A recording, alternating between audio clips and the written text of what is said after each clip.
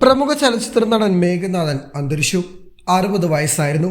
ശ്വാസകോശ സംബന്ധമായ അസുഖത്തെ തുടർന്ന് ചികിത്സയിൽ കഴിയവേ കോഴിക്കോട് സ്വകാര്യ ആശുപത്രിയിൽ വെച്ചായിരുന്നു അന്ത്യം. ബാലൻ കെ നായരുടെ മകനാണ്. ഇന്ന് പുലർച്ചെ 2 മണിയോടുകൂടിയാണ് അന്ത്യം. സംസ്കാരം ഷൊർണൂരിലെ വീട്ടിൽ വെച്ച് നടക്കും. സുസ്മിതയാണ് ഭാര്യ. മകൾ പാർവതി 50-ലധികം സിനിമകളിലും സീരിയലുകളിലും അഭിനയിച്ചിട്ടുണ്ട്. ചെങ്കോൽ, ഈ പൊഴിയും കടന്ന്, ഉത്തമൻ, ഉല്ലാസ പൂങ്കാറ്റ്, ആക്ഷൻ ഹീറോ ബിജു എന്നീ ചിത്രങ്ങളിൽ ശ്രദ്ധേയമായ വേഷമാണ് മേഘനാഥൻ കൈകാര്യം ചെയ്തത്. മലയാള സിനിമയിലെ മികവുറ്റ അഭിനേതാക്കളിൽ ഒരാളായിരുന്ന പിതാവിന്റെ പാത പിന്തുടർന്ന് 80-കളിലാണ് മേഘനാഥൻ സിനിമയിലെത്തിയത്.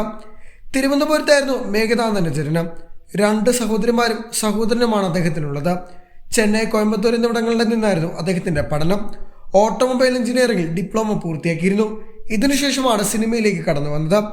പ്രമുഖ സംവിധായകൻ PN മേനോൻ ഒരുക്കിയ അസ്ത്രം എന്ന ചിത്രത്തിലെ ചെറിയ വേഷത്തിലൂടെയായിരുന്നു തുടക്കം. പിന്നീട് ഹരിഹരൻ അടക്കമുള്ളവരുടെ ചിത്രത്തിൽ വേഷമിട്ടു.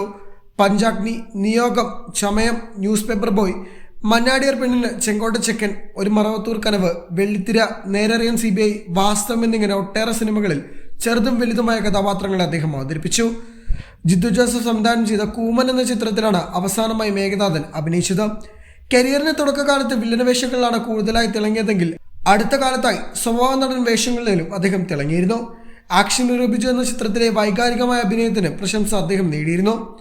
സിനിമകൾക്ക് പുറമെ സീരിയലുകളിലും മേഘനാഥൻ സജീവമായിരുന്നു.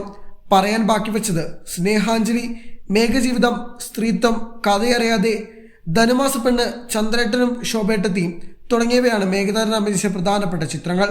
കൂടാതെ ടെലിഫിലിമുകളിലും അദ്ദേഹം ഭാഗമായിരുന്നു.